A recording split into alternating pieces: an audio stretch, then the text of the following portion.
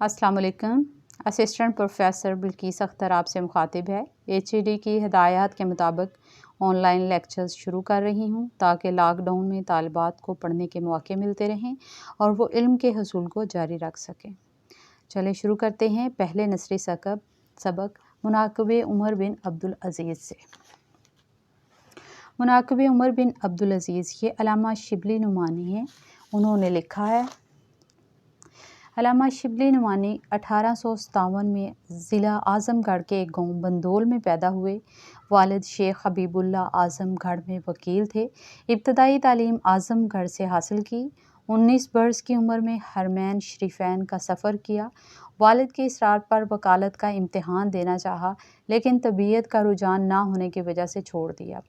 1882 में सर सैयद से मुलाकात हुई। दोनों एक दूसरे के गर्विदा हो गए। अलीगढ़ में प्रोफेसरी इख्तियार की और वहाँ डॉक्टर आर्नल्ड से फ़्रांसीसी सीखी और उन्हें फ़ारसी सिखाई। बाद में अलीगढ़ से कता ताल्लुक़ करके निदवतुल उलमा की बुनियाद रखी। निदवतुल उलमा से आज़मगढ़ आए और दारुल मुसन्निफ़ीन कायम किया। इसके लिए अपना कुतुबखाना, बाग और मकान वक्फ़ कर दिया। 18 नवंबर 1914 को 57 बरस की उम्र में वफ़ात पाई। अदबी खिदमात उनकी कौन कौन सी हैं, उन पर भी थोड़ी सी रोशनी डालना चाहूँगी।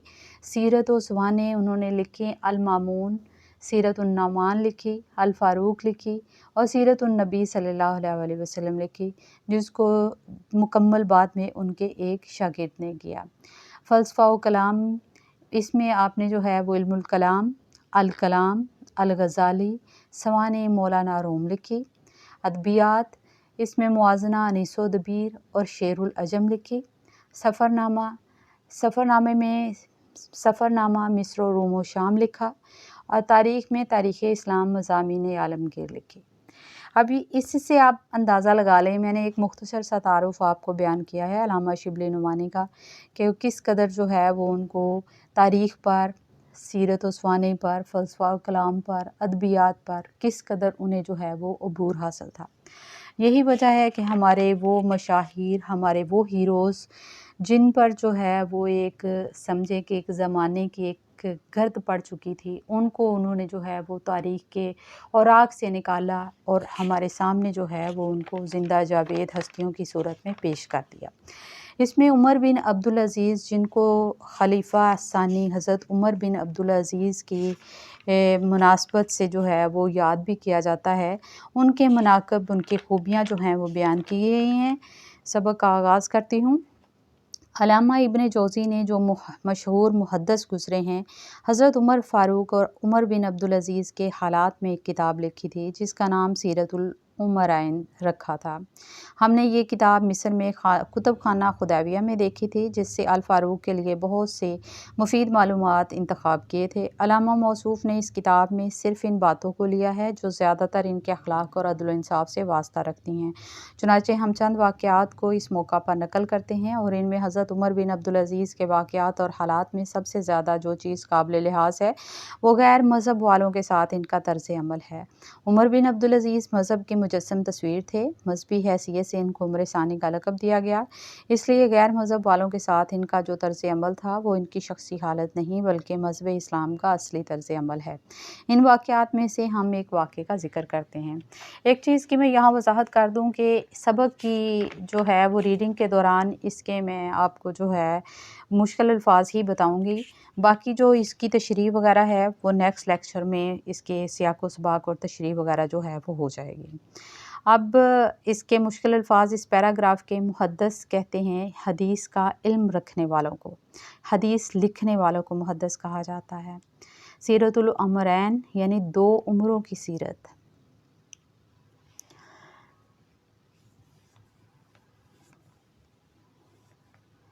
मज़हब की मुजस्सम तस्वीर थे, यानी एक मुकम्मल तस्वीर। मुजस्सम कहते हैं जिस्म रखने वाले को, यह यहाँ पर हम इससे मुराद मुकम्मल तस्वीर लेंगे। मज़हबी हैसियत से उनको उम्र सानी यानी दूसरा उमर, हज़रत उमर रज़ी अल्लाह अन्हु ने जिस तरह से अदल इंसाफ कायम किया था वो उसी तरह की, उसी दौर की याद जो है वो इन्होंने ताज़ा कर दी थी। इसी वजह से उनको जो है वो उम्र सानी का लक़ब दिया गया था। तो उनकी शख्सी हालत नहीं बल्कि असली तर्ज़ अमल कहते हैं किसी तरह से जो है अमल का तरीक़ा,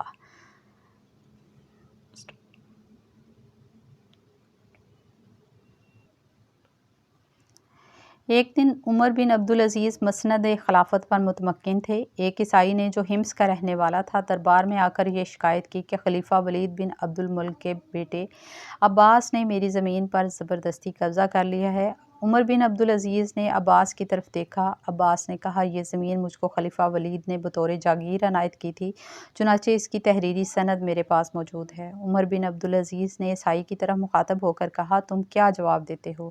اس نے کہا امیر المومنین میں خدا کی تحریر قرآن مجید کے مطابق فیصلہ چاہتا ہوں۔ عمر بن عبدالعزیز نے عباس کی طرف مخاطب ہو کر کہا عباس خدا کی تحریر تیرے باپ ولید بن عبد الملک کی تحریر پر مقدم ہے۔ یہ کہہ کر وہ زمین عباس کے قبضے سے نکال کر عیسائی کو دلا دی۔ اب اس میں جو ہے وہ مشکل الفاظ متمکن تھے، مسند خلافت پر متمکن تھے۔ متمکن ہوتا ہے فائز ہونا، مسند خلافت، خلافت کا تخت، خلافت کی کرسی۔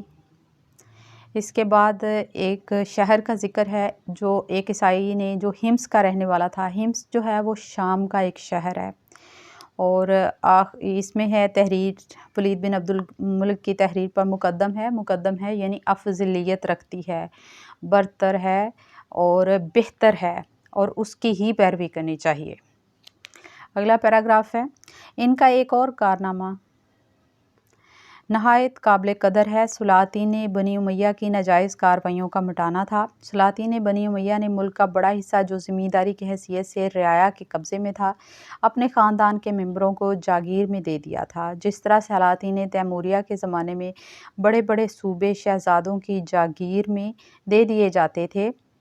عمر بن عبدالعزیز تخت خلافت پر بیٹھے تو سب سے پہلے ان کو اس کا خیال ہوا، لیکن ایسا کرنا تمام خاندان خلافت کو دشمن بنا لینا تھا، تاہم انہوں نے اس کی کچھ پرواہ نہیں کی۔ اس میں سلاطین کہا جاتا ہے سلطان کی جمع ہے، یعنی بادشاہ، زیادہ بادشاہ کے لیے جو ہے وہ استعمال ہوگا یہ لفظ۔ اور اس کے بعد سلاطین تیموریہ کے زمانے میں سلاطین تیموریہ ہیں امیر تیمور کی نسل سے تعلق رکھنے والے بادشاہ، یعنی مغلیہ خاندان کے لوگ۔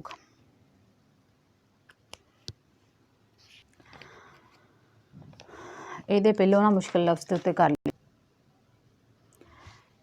اول جب انہوں نے یہ ارادہ کیا تو تمام خاندان نے عمر کو جو عمر بن عبدالعزیز کی پھوپھی تھیں سفیر مقرر کر کے بھیجا۔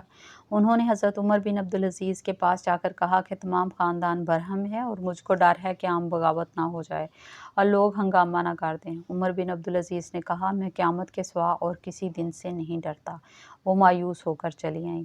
خود عمر بن عبدالعزیز کے قبضے میں بھی اس قسم کی جاگیریں تھیں جو ان کے خاندان کو بنی امیہ کی طرف سے عنایت ہوئی تھیں۔ عمر بن عبدالعزیز نے جب ان جاگیروں کا فیصلہ کرنا چاہا تو بڑے بڑے مذہبی علماء یعنی مکحول، میمون بن مہران اور ابو قلابہ کو بلایا اور کہا کہ ان جاگیروں کی نسبت آپ لوگوں کی کیا رائے ہے؟ مکحول نے دب کر جواب دیا۔ عمر بن عبدالعزیز نے میمون کی طرف رخ کیا اور کہا کہ تم خدا لگتی کہو۔ انہوں نے کہا اپنے صاحبزادے عبد الملک کو بلا لیجئے۔ وہ آئے تو عمر بن عبدالعزیز نے کہا کیوں عبد الملک اس معاملے میں تمہاری کیا رائے ہے؟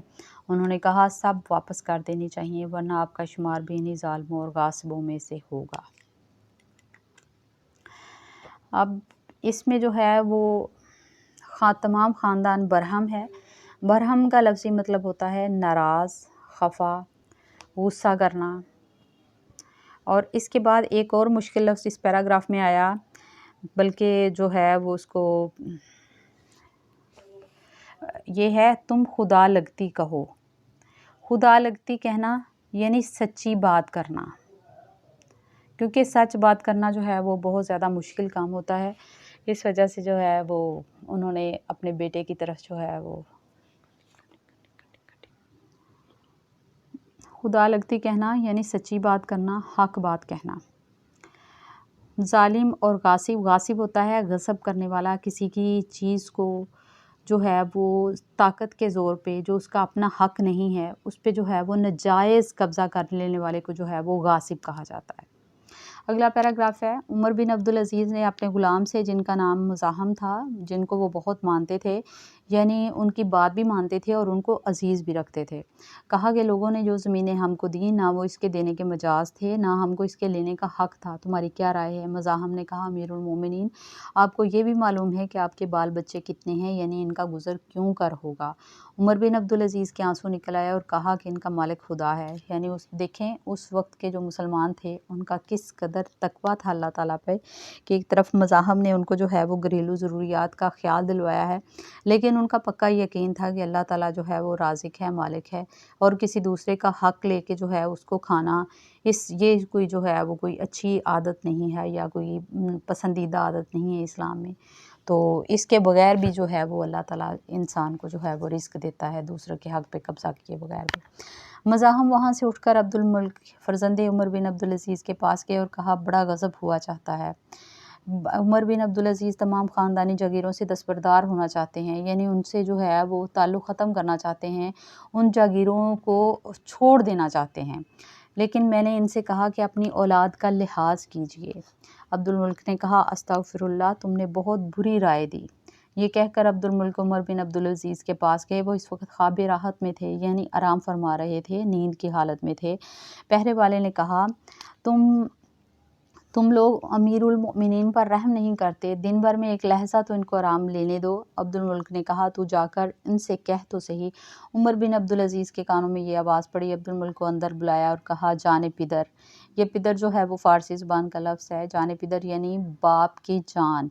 ये कौन सा वक्त मुलाकात का है? उन्होंने वाक़या बयान किया। उमर बिन अब्दुल अज़ीज़ ने कहा, मैं नमाज़ ज़ोहर के बाद मिंबर पर चढ़कर इसका ऐलान कर दूँगा।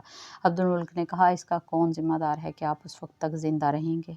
गर्ज़ इसी वक्त उमर बिन अब्दुल अज़ीज़ बाहर आए और शहर में मुनादी करा दी। मुनादी करा दी यानी ऐलान करवा दिया, ढिंढोरा पिटवा दिया कि लोग मस्जिद में जमा हों। उमर बिन अब्दुल अज़ीज़ ने मिंबर पर चढ़कर कहा, साहिबों, मैं इन तमाम ज़मीनों को जो लोगों ने हमारे ख़ानदान को दी थी वापस करता हूँ, क्योंकि देने वाले को ना देने का हक़ था ना हमको लेने का। ये कहकर जागीरात की जो सनदें थीं संदूक से निकलवाईं और कैंची से कुतर कुतर कर इनको फेंकना शुरू कर दिया। ये जागीरें कुछ यमन में थीं, कुछ यमामा में थीं। चनाचे सबसे पहले इन ज़मीनों से दस्तबरदारी ज़ाहिर की। ये वैसे इन्हीं बुज़ुर्गों की जो है वो इनका दिल था और इनका हौसला और इनका तवक्कुल था कि सारी जागीरें जो हैं वो इस तरह से लोगों में बाँट देना और ख़ुद जो है वो दूसरों की मुखालफत मोल ले लेना।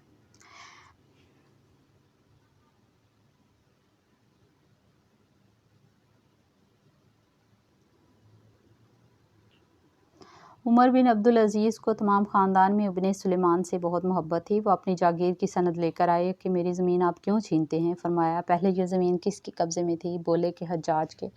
फरमाया, तो हज्जाज की औलाद का हक़ है, तुम कौन होते हो? इब्ने सुलेमान ने कहा, असल में ये ज़मीन आम मुसलमानों की थी। उमर बिन अब्दुल अज़ीज़ ने कहा, आम मुसलमानों को मिलनी चाहिए। इब्ने सुलेमान रोने लगे। मुज़ाहम ने कहा, अमीरुल मोमिनीन, आप इब्ने सुलेमान के साथ ये बर्ताव करते हैं? फरमाया, हाँ, मैं इब्ने सुलेमान को अपने बेटे के बराबर चाहता हूँ, लेकिन मैं खुद अपने नफ्स के साथ यही बर्ताव करता हूँ। बनी उमैया के दफ्तर अमाल में सबसे ज़्यादा कौम को बर्बाद करने वाला ये वाक़या है कि उन्होंने आज़ादी और हक़ गोई का इस्तेसाल कर दिया था। यानी कोई बंदा जो है आज़ादी के साथ सच्ची बात नहीं कह सकता था, उन्होंने इसका इस्तेसाल कर दिया था, यानी सच्ची बात करने को उन्होंने ख़त्म कर दिया था। वो अपने ख़िलाफ़ किसी किस्म की बात बर्दाश्त नहीं करते थे। अब्दुल मुल्क ने तख्त पर बैठकर हुक्म दिया था कि कोई शख्स मेरी किसी बात पर रोक टोक ना करने पाए और जो शख्स ऐसा करेगा सज़ा पाएगा। अगरचे इस पर भी आज़ादी पसंद अरब की ज़ुबानें बंद ना हुई, ताहम बहुत कुछ फ़र्क आ गया था। उमर बिन अब्दुल अज़ीज़ ने इस बिद्दत को बिल्कुल मिटा दिया।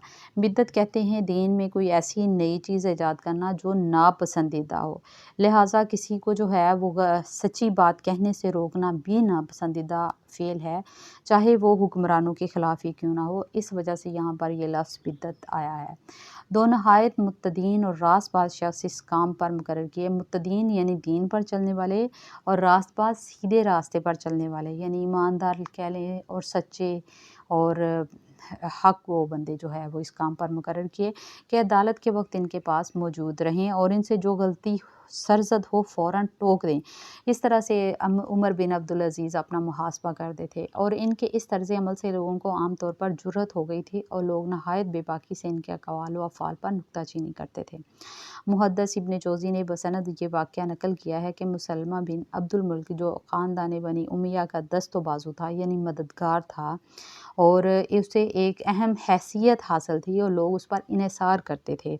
उसने एक गिरजा के मुतवल्लियों को, गिरजा मुतवल्ली कहते हैं इंतज़ाम करने वालों को, एक गिरजा के मुतवल्लियों के मुकाबले में दावा दायर किया। फ़रीक़े मुकदमा जो ईसाई थे इजलास में हस्बे कायदा खड़े थे, लेकिन मुसलमा को चूँकि ख़ानदानी निज़ाम था, अपनी ख़ानदानी बरतरी का, अपने ख़ानदानी वक़ार का उसको ज़ाम था, उसको एहसास था, ख़्याल था, यानी फ़ख्र था कि इसलिए वो उनके मुकाबले में खड़ा नहीं हुआ था बल्कि बैठ कर गुफ्तगू करता था। उमर बिन अब्दुल अज़ीज़ ने कहा, तुम्हारा फ़रीक़े मुकदमा खड़ा है इसलिए तुम बैठ नहीं सकते, तुम भी इसके बराबर खड़े हो जाओ और किसी और को मुकर्रर करो जो तुम्हारी तरफ से मुकदमे की पैरवी करे। मुकदमे का फ़ैसला भी मुसलमा के ख़िलाफ़ किया, यानी ज़मीन मुतनाज़ा गिरजे के मुतवल्लियों को दिला दी। उमर बिन अब्दुल अज़ीज़ अक्सर ईसाइयों और यहूदियों के यहाँ मेहमान होते थे। ये चीज़ उनकी जो है वो गैर मज़हब वालों के साथ रवादारी को भी ज़ाहिर करती है कि वो उनके साथ जो है वो किस तरह का मामलात थे उनके गैर मज़हब वालों के साथ। और उनके यहाँ मेहमान तो होते थे लेकिन उनके खाने की कीमत दे दिया करते थे। वफ़ात के वक्त अपने मकबरे के लिए जो ज़मीन पसंद की वो एक ईसाई की थी, उसको बुलाकर ख़रीदना चाहा। उसने कहा, अमीरुल मोमिनीन, कीमत की ज़रूरत नहीं, हमारे लिए तो ये अमर बरकत का बायस होगा। लेकिन उन्होंने ना माना और 30 दिनार देकर वो ज़मीन ख़रीद ली। उमर बिन अब्दुल अज़ीज़ की हुकूमत और सल्तनत का असली असूल मुसावात और जमहूरियत था, यानी ये कि तमाम लोग यकसां हुकूक रखते हैं और बादशाह को किसी पर किसी किस्म की तरजीह हासिल नहीं। सिर्फ मुल्की उमूर में नहीं बल्कि मुआशरत और ज़ाती ज़िंदगी में भी उमर बिन अब्दुल अज़ीज़ इसका लिहाज रखते थे। इनके खाने का ये तरीका था कि आम मुसलमानों के लिए जो लंगर खाना था, इसमें 1 दिरहम रोज़ भेज दिया करते थे और वहीं जाकर आम मुसलमानों के साथ खा लेते थे। एक दफ़ा रात के वक्त मस्जिद में गए एक शख्स मस्जिद के सहन में लेटा हुआ था। इत्तफाक से उमर बिन अब्दुल अज़ीज़ के पाँव की ठोकर इसको लगी और इसने झल्ला कर कहा कि क्या तू पागल है? उमर बिन अब्दुल अज़ीज़ ने कहा कि नहीं। पुलिस के 2 आदमी मौजूद थे, उन्होंने इस शख्स को गुस्ताखी की सज़ा देनी चाहिए। उमर बिन अब्दुल अज़ीज़ ने कहा, क्यों, इसने क्या गुनाह किया है? इसने सिर्फ इस्तफ़सार किया था कि क्या तुम पागल हो? मैंने कह दिया कि नहीं। इस्तफ़सार का मतलब होता है पूछना। यहाँ से भी हज़रत उमर बिन अब्दुल अज़ीज़ की जो है उनके अखलाक और उनकी वफ़ादारी, उनकी आजिज़ी, उनकी इंकिसारी ज़ाहिर होती है कि वो अपनी हुकूमत का उन्हें किसी किस्म का ज़ोम नहीं था और इस चीज़ का वो दूसरों पर रोब भी नहीं डालते थे और इस चीज़ का नाजायज़ फ़ायदा भी नहीं उठाते थे, बल्कि हर मामले में अदल व इंसाफ़ का दामन थाम के रखते थे। उमर बिन अब्दुल अज़ीज़ जब मरने लगे तो मुसलमा बिन अब्दुल मुल्क ने कहा, वसीयत कर जाइए। कहा, मेरे पास क्या है जिसकी वसीयत करूं, क्योंकि उन्होंने दूसरे दुनियावी बादशाहों की तरह मालो दौलत तो इकट्ठा नहीं किया था। मुसलमा ने कहा, मैं अभी 1,00,000 दिनार भेजे देता हूं, जिसको चाहें इसमें से वसीयत कीजिए। फरमाया कि इससे तो ये बेहतर है कि ये रकम जिन लोगों से वसूल की है उनको वापस दे दो। मुसलमान ये सुनकर बेख्तियार रो पड़े। इस सिलसिले में ये अमर बयान के काबिल है कि खुलफाए बनी उमैया की दौलतमंदी का ये हाल था कि जब हिशाम बिन अब्दुल मलिक ने वफ़ात पाई तो इसके तरके में से सिर्फ औलादे ज़कूर, यानी जो बेटे हैं, उन्हीं को, मर्दाना औलाद जिसको कहा जाए, उन्हें जिस कदर नकदी रकम विरासत में मिली, इसकी तादाद 1,10,00,000 दिनार थी। लेकिन उमर बिन अब्दुल अज़ीज़ ने जब वफ़ात पाई तो कुल 17 दिनार छोड़े, जिसमें से तजहीज़ व तकफ़ीन के मसारफ़ अदा करने के बाद 10 दिनार बचे जो वरसा पर तक़सीम हुए। गर्ज़ उमर बिन अब्दुल अज़ीज़ की खिलाफत और सल्तनत ठीक इसी उसूल का नमूना थी जो इस्लाम ने कायम किया। हज़रत उमर बिन अब्दुल अज़ीज़ ने अपने आप को साबित भी किया और उन्होंने इस्लाम की मुकम्मल तौर पर पैरवी की है। यही वजह है कि तारीख़ में उनका नाम ज़िंदा है और उनको जो है हज़रत उमर ख़त्ताब रज़ियल्लाहु अन्हु के बाद जो है वो बहुत बड़ा मर्तबा और मकाम हासिल है और उनको उम्र सानी के लक़ब से याद किया जाता है। ये सबक लिया गया है मकालात शिबली जिल्द 4 में से। अल्लामा शिबली नुमानी ने उमर बिन अब्दुल अज़ीज़ की सीरत को हमारे सामने इस सबक की सूरत में ला कर रख दिया है ताकि उमर बिन अब्दुल अज़ीज़ के मनाक़बात से, उमर बिन अब्दुल अज़ीज़ की ख़ूबियों से हम लोग आगाह हो सकें।